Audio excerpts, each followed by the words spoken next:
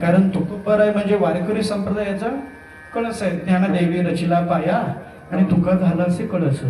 तसं या शैव संप्रदायाचा पाया जर कोणी रचला असेल तर ते शिवयोगी संत शिरोमणी गणपती माऊलीनी, आणि त्याचा कळस म्हणजे शिवसंत श्रेष्ठ लक्ष्मण महाराज आहे.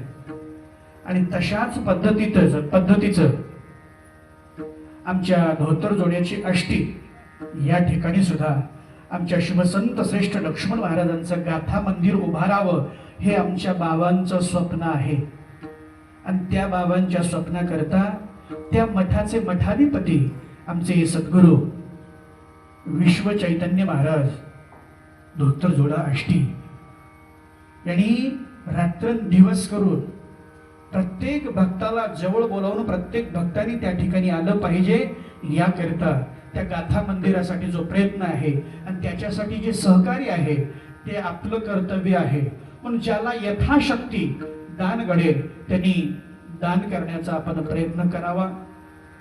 आणि तशा प्रकारची सद्बुद्धी अनंत कोटी ब्रह्मांड शिवप्रभू पंढरीनाथ भगवान आपल्या सर्वांना देवो.